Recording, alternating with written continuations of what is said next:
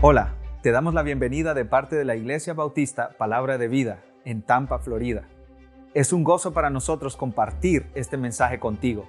Esperamos que sea de edificación. Para más información, visita nuestro sitio en internet. Que Dios te bendiga.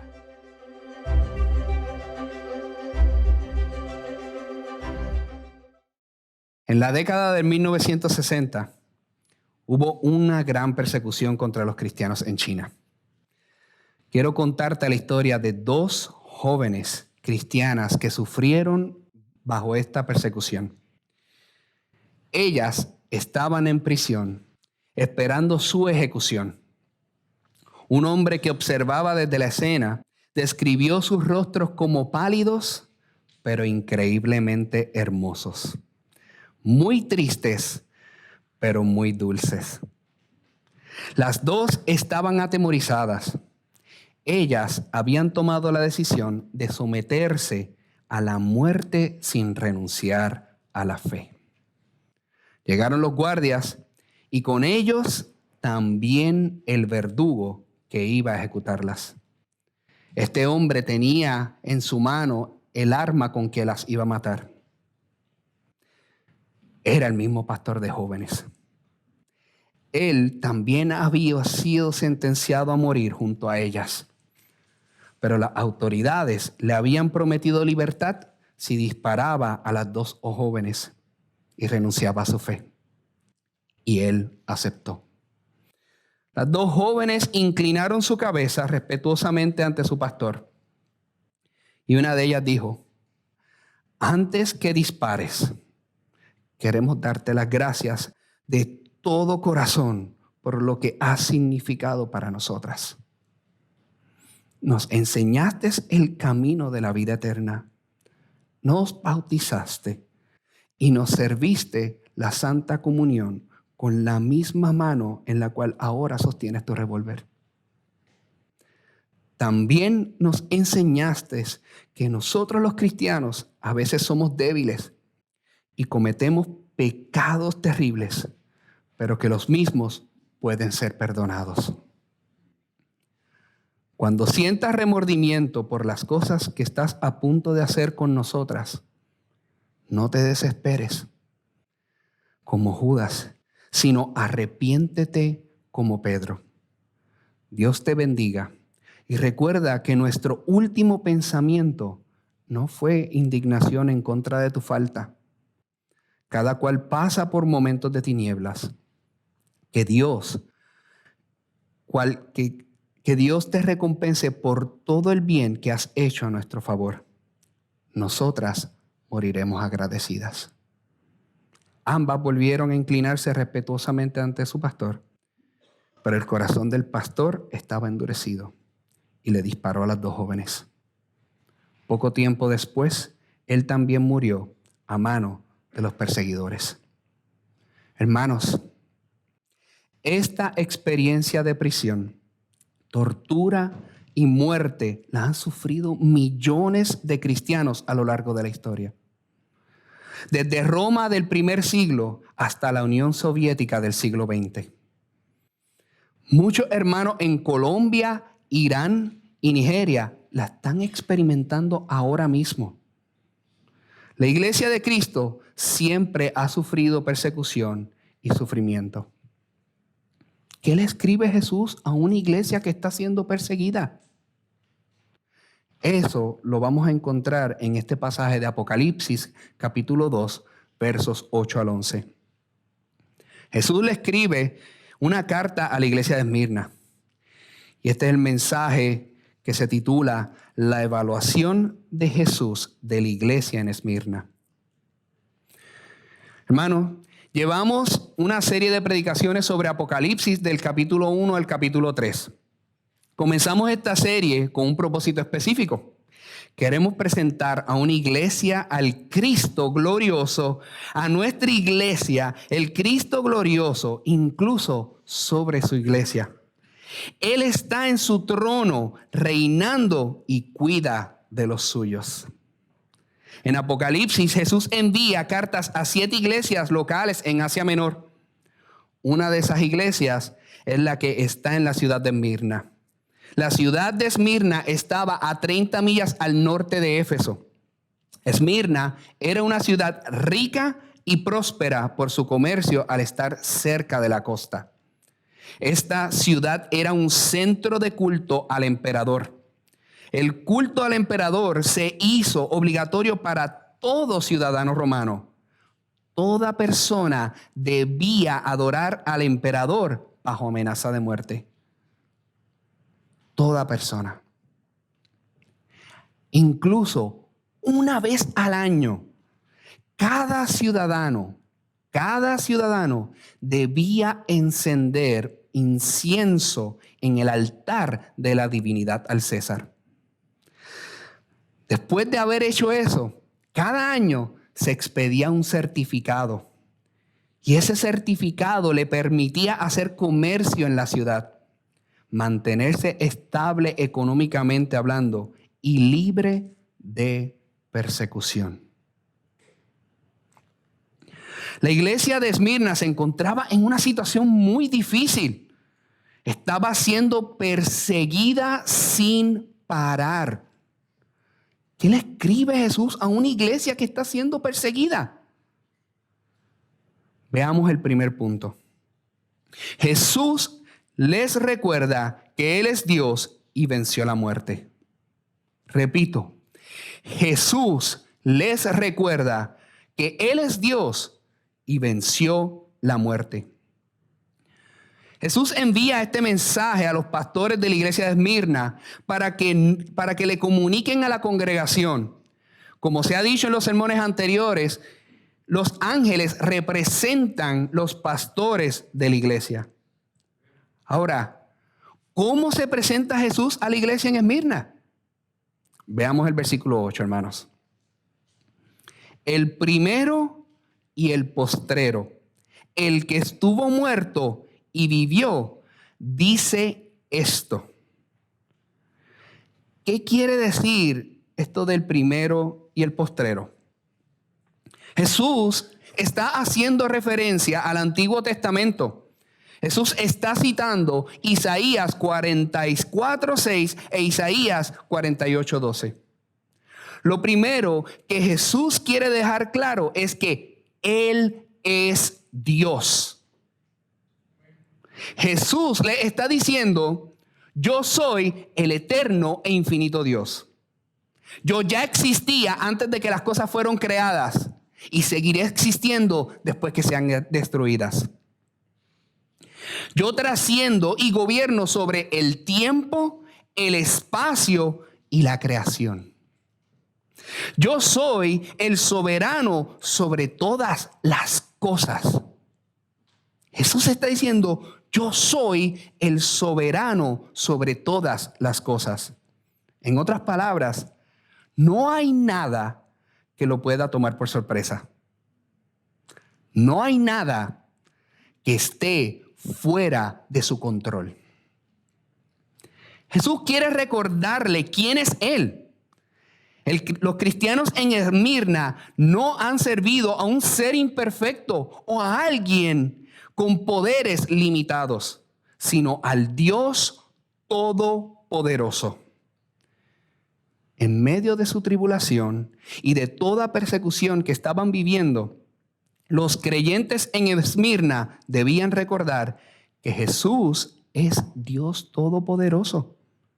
Así como Job fue confrontado por el mismo Dios, desde Job capítulo 38 al capítulo 41, estamos hablando de 4 capítulos, Dios mismo se revela a Job como el Dios Todopoderoso.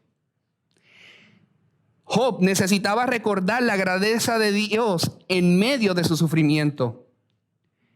Y Jesús estaba recordándole lo mismo a la iglesia de Esmirna. Pero eso no termina ahí.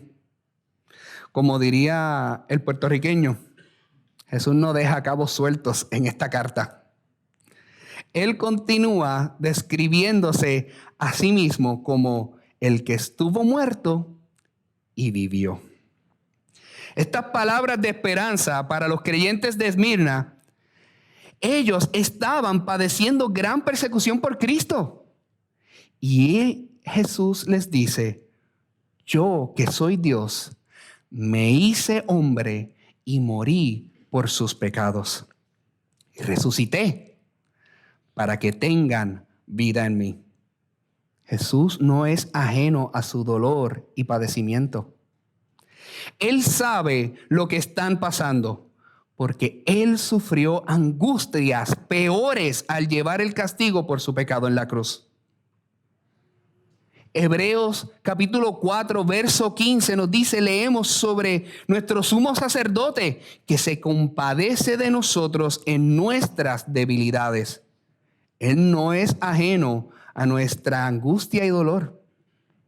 Un escritor lo explica con estas palabras.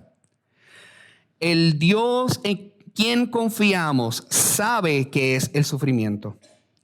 No solo porque es Dios y lo sabe todo, sino que conoce el sufrimiento por experiencia. Nuestro Salvador conoce el sufrimiento de primera mano, hermanos, porque Él es el que estuvo muerto y vivió. Estas palabras de Jesús son de esperanza para los hermanos, porque Jesús comprende su dolor. Y también son de esperanza porque Jesús les dice que Él ya pasó por ahí. Él ya se enfrentó a la muerte. Él murió y resucitó. Él ya atravesó el camino que ellos temen atravesar. Pero no hay que temer, porque Cristo se adelantó a ellos y ya venció la muerte. Gloria a Dios. Hermanos, el punto de Jesús a la iglesia de Esmirna es digno de considerar. Piensen en esto. Pónganse en las sandalias de la iglesia de Esmirna. Ellos despiertan en la mañana, pero no saben si tendrán lo que necesitan para sostener a sus familias. Ni siquiera saben si llegarán vivos en la noche a su casa. Y ante esta situación, Jesús se presenta como el Dios Todopoderoso. Él es soberano sobre cada segundo de la persecución que los cristianos estaban sufriendo en Esmirna. Él está con ellos en su dolor y con su temor. Él conoce lo que ellos están pasando. ¿Qué era lo que más le podía pasar a la iglesia de Esmirna? La muerte. Morir. Pero Jesús se presenta como el que estuvo muerto y vivió. Amado hermano, amada hermana, ¿qué es lo que más le temes? ¿Qué te quita el sueño por la noche? ¿Qué te mantiene angustiado o angustiada? Jesucristo se presenta delante de su iglesia como el Dios Todopoderoso, el Salvador que venció la muerte. Iglesia, ¿a qué le tememos? No estamos siendo perseguidos como la iglesia de Esmirna, pero tal vez hay algo que nos preocupa, o nos amenaza, o nos inquieta.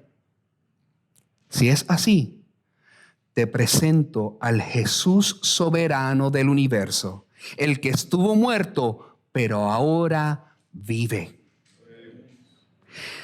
Él conoce a su pueblo, que está siendo perseguido, insultado, rechazado y torturado. Jesús ama a su pueblo y está pendiente de ellos. Eso nos lleva a nuestro segundo punto. Jesús conoce sus obras y tribulación. Repito, Jesús conoce sus obras y tribulación. Vean conmigo el versículo número 9. Yo conozco tus obras, tu tribulación y tu pobreza, pero tú eres rico. Y la blasfemia de los que dicen ser judíos y no lo son, sino sinagoga de Satanás. Jesús le dice a la iglesia en Esmirna que Él ha visto todo su trabajo. Él está al tanto de la opresión que están recibiendo como iglesia. Ellos ahora pertenecen a Jesús y Él cuida de los que son suyos. Jesús sabe que la iglesia de Esmirna estaba rechazando adorar a otros dioses, en específico al César. Ellos se estaban manteniendo firmes ante tanta presión. Amados hermanos, la iglesia de Esmirna tenía un gran desafío. Ellos se encontraban entre dos opciones. O por un lado, podían vivir en paz, pero en la idolatría del gobierno, viviendo para los hombres, o por el otro lado, viviendo a someterse a la voluntad de Dios para adorarle solo a Él y sufrir las consecuencias. En esos tiempos de persecución constante, Jesús está dejándoles saber muy claro que no hay nada que se le ha escapado de lo que les está sucediendo. Ahora bien, a esa persecución de parte del emperador debía añadirse algo más. La iglesia en Esmirna era extremadamente pobre a causa de su fe. Ellos vivían estando en una ciudad rica, llena de comercio y exportación, en la cual cualquiera podría prosperar. El cristiano era sancionado porque no adoraban al César como Dios. Ese certificado que les había mencionado anteriormente, por no tenerlo, no podían hacer negocios. Por lo tanto, eran pobres. Podemos decir que ellos estaban pagando económicamente el precio de su fe. Una de las consecuencias de creer en Cristo para los creyentes en Esmirna era económica. Pero Jesús le dice, pero tú eres rico. ¿Rico en qué? ¿Rico en qué? Ricos espiritualmente hablando. Aunque no estaban bien acomodados en lo material o lo económico, sí estaban bien acomodados delante de Dios. De esto nos habla Santiago capítulo 2, verso 5. Hermanos míos amados, oíd. ¿No ha elegido Dios a los pobres de este mundo para que sean ricos en fe y herederos del reino que ha prometido a los que le aman? Los cristianos en Esmirna estaban viviendo en una pobreza aplastante. Muchos de ellos no podían satisfacer ni siquiera sus necesidades básicas. ¿Por qué? ¿Por qué? Por su fe en Cristo y por su compromiso de llevar una vida ante el Señor. Pero con todo eso, ellos tenían una heredad mucho más valiosa que cualquier bien material. Hoy en día vemos a gente de negocios que están pasando en este país y están pasando sufrimientos por su fe en Cristo y por sus posturas bíblicas. Escuchamos de noticias que hacen protestas frente a sus negocios para que no los respalden. Escuchamos acerca de peticiones para que cierren restaurantes por el hecho de que no apoyan los matrimonios del mismo sexo. Algunos han tenido que cerrar y han perdido su única fuente de ingreso a causa de su fe. Y otros son hasta demandados. ¿Cómo tú reaccionarías si tu trabajo dependiera de que necesitas pecar contra Dios? Y ese trabajo es tal vez tu único sustento para tu familia. ¿Estarías dispuesto a perderlo todo y encontrarte en la calle con tu esposa y tus hijos? La iglesia en el primer siglo no era atacada de parte del imperio romano. Los cristianos no tan solo eran atacadas por parte del imperio romano, los cristianos también eran acosados por otras razones. Y Jesús sabía eso. Muchos daban falsos testimonios de parte de los creyentes y los acusaban. ¿De qué los acusaban? Les decían que eran caníbales, porque interpretaban la Santa Cena como este es el cuerpo de Cristo, se están comiendo una persona, esta es la sangre de Cristo, se están bebiendo la sangre de una persona. Los acusaban de inmorales, porque decían, oh, mira, eso de que ellos están hablando del ósculo santo, que de hecho, todavía yo creo que está afectando, hermanos, hoy día esa palabra que les da hasta escalofríos escucharla. Los de desbaratar hogares. ¿Por qué? Porque un cónyuge se convertía y el otro no. Y el cónyuge convertido no seguía adorando a los dioses que su otra pareja no adoraba. Los acusaban de ateísmo porque rechazaban el panteón pagano de las deidades. Solo creían en un solo Dios, el verdadero Dios. Y los acusaban de deslealtad política y rebelión, porque los cristianos se negaban a ofrecer sacrificios al emperador. Eso es como hoy día. Nosotros somos acusados. Somos acusados de que algunos nos dicen brutos porque creemos en que Dios creó todas las cosas y no creemos en la evolución. Nos acusan de que no amamos a las personas porque no aceptamos el pecado y la inmoralidad sexual. Estas acusaciones provenían de los judíos que no creían en Cristo. El llamarse judío era llamarse el pueblo de Dios. Ellos se creían el pueblo de Dios verdadero, pero Jesús les dice que no lo son. Y esos judíos blasfemos no eran parte del pueblo de Dios. Entonces, ¿a quién pertenecían?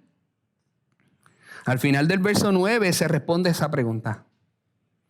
Blasfemia de los que se dicen ser judíos y no lo son, sino sinagoga de Satanás.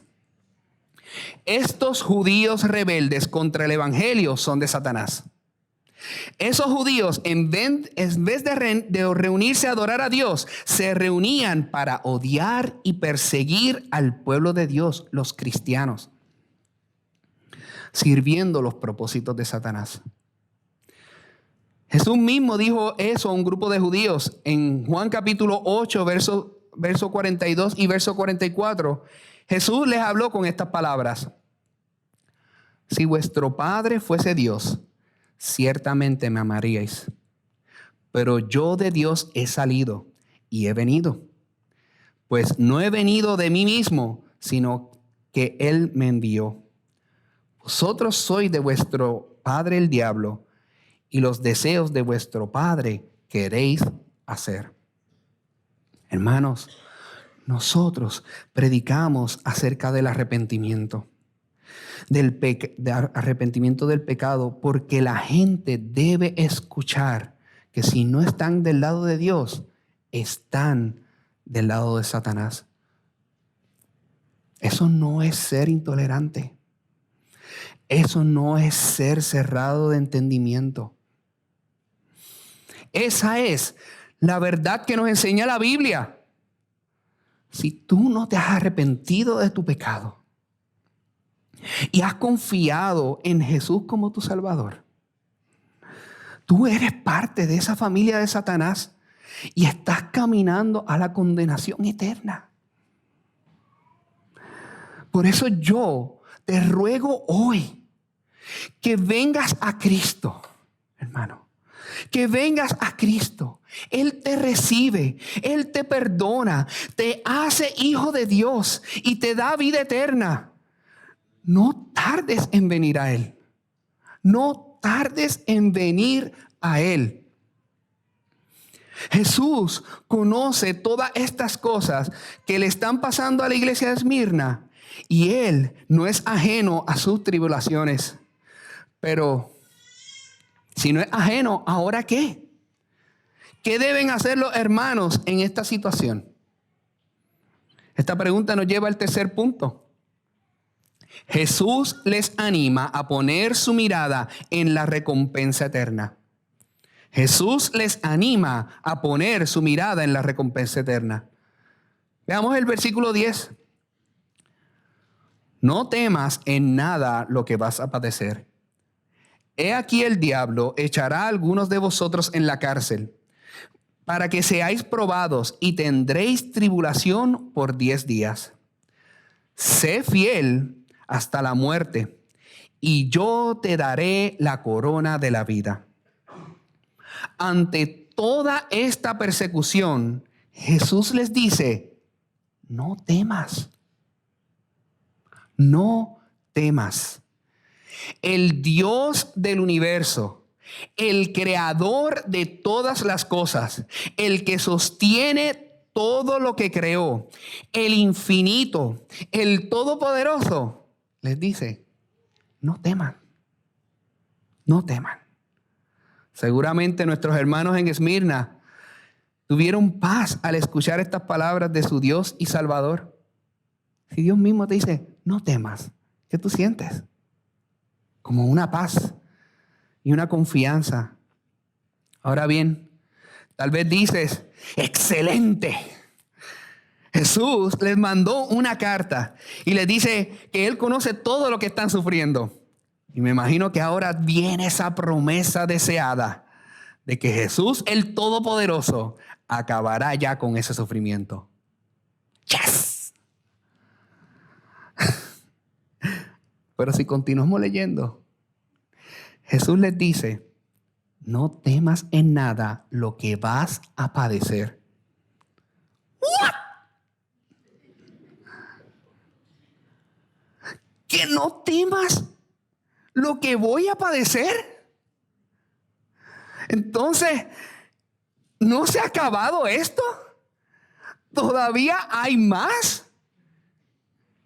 ¿Qué más nos puede pasar?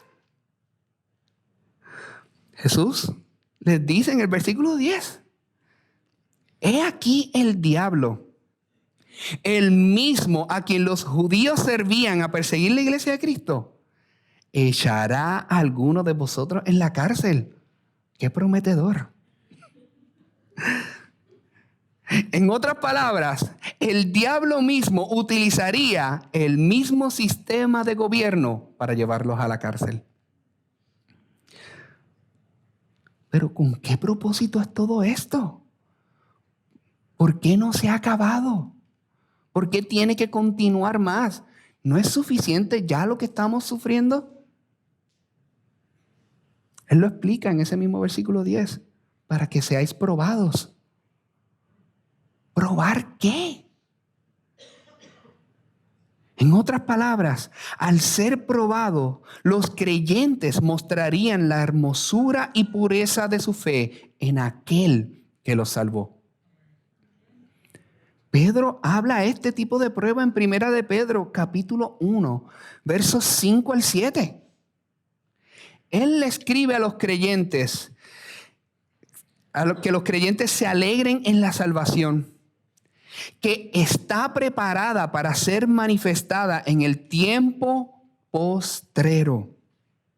Aunque ahora, por un poco de tiempo, si es necesario, tengáis que ser afligido en diversas pruebas, para que sometida a prueba vuestra fe, mucho más preciosa que el oro, el cual, aunque perecedero, se pruebe con fuego, sea hallada en alabanza, gloria y honra cuando sea manifestado Jesucristo. Dios prueba nuestra fe usando la aflicción, hermanos. El sufrimiento que llega a nuestra vida tiene un propósito divino. Ese sufrimiento no es sin sentido para el creyente. Dios está llevando a cabo sus propósitos y planes en nosotros a través de las diversas pruebas que nosotros atravesamos. Pero por esto, Jesús les dice a la iglesia en Esmirna, no temas. Cristo añade, y tendréis tribulación por 10 días. ¿A qué se refieren estos 10 días exactamente? Es probable que este periodo de tiempo, como muchos otros en el libro de Apocalipsis, sea una alusión simbólica al Antiguo Testamento.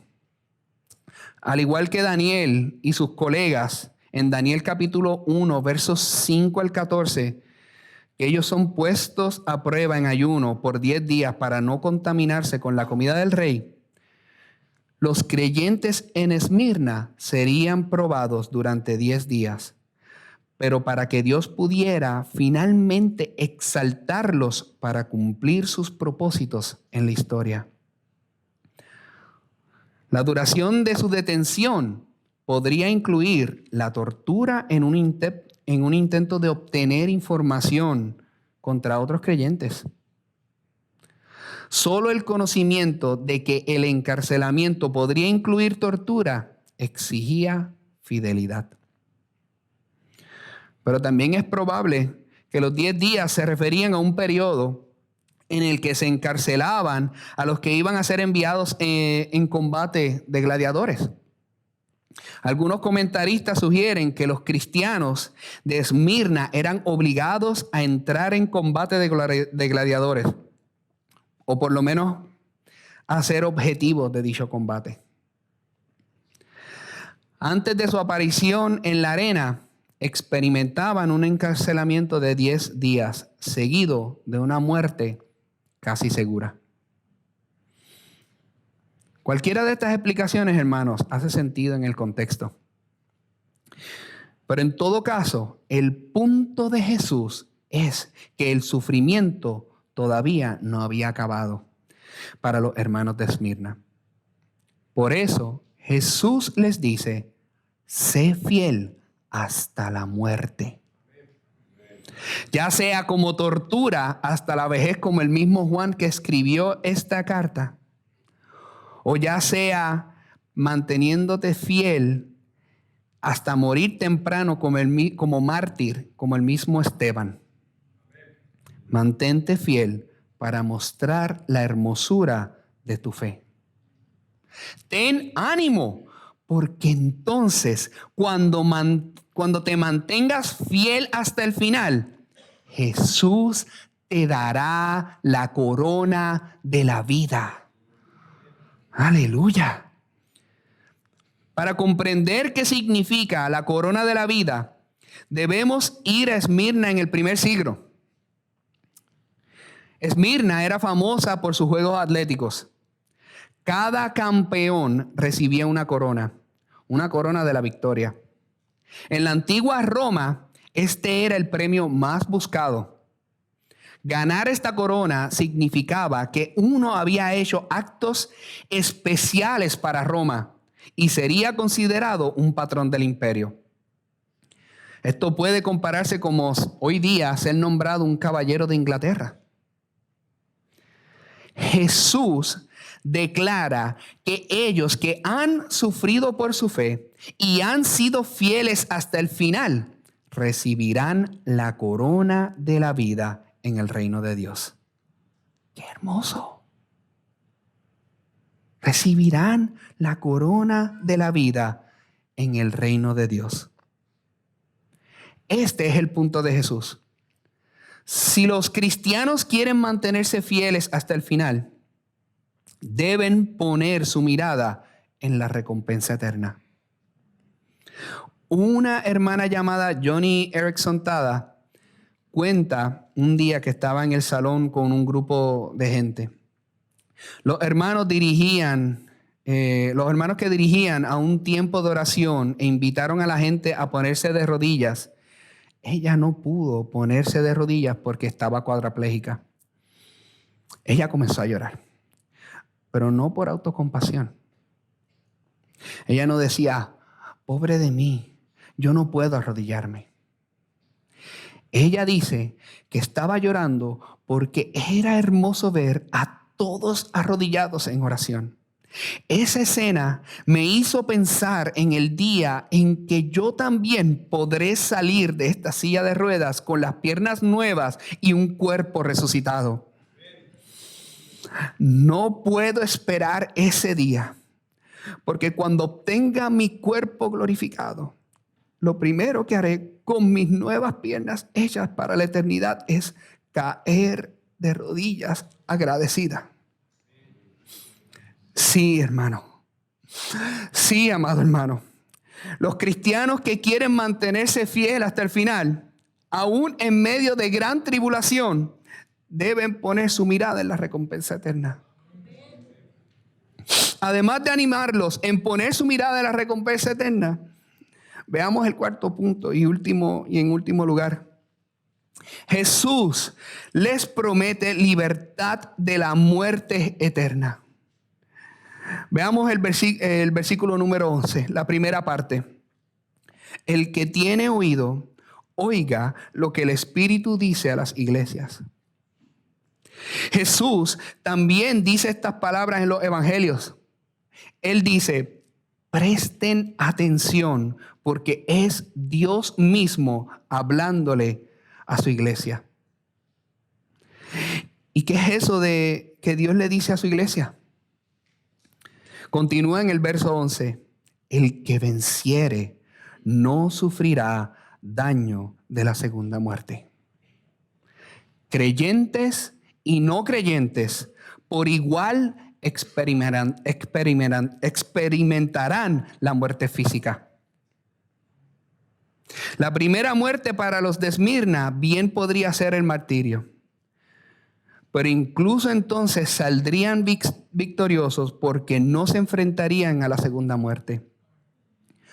Todas las personas resucitarán, pero los creyentes resucitarán a la vida eterna con Dios, mientras que los incrédulos resucitarán para ser castigados con una segunda muerte, la separación eterna de Dios.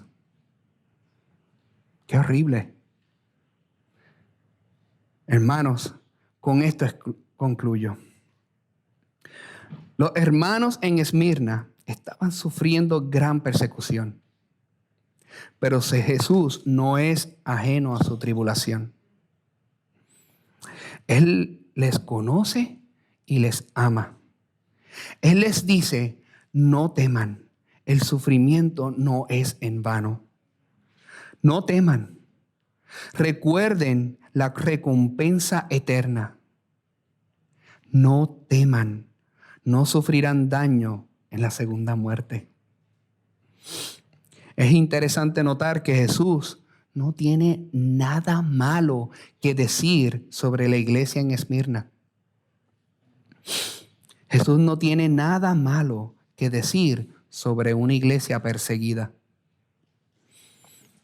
El sufrimiento tiene una forma de recordarnos qué cosas realmente en la vida importan.